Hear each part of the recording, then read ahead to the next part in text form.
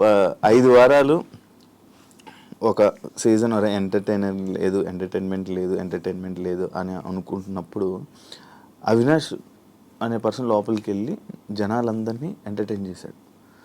అసలు సీజన్ 4 అయిపోయిన తర్వాత మళ్ళీ ఎందుకు నీకు వెళ్ళాలనిపించింది మళ్ళీ సీజన్? అంటే నాకు బేసిక్గా నేను వెళ్ళాలనిపించిందంటే ఒకసారి ఎంటర్టైన్ చేసే అవకాశం మరొకసారి వచ్చిందని చెప్పేసి నేను ఫీల్ అయ్యాను.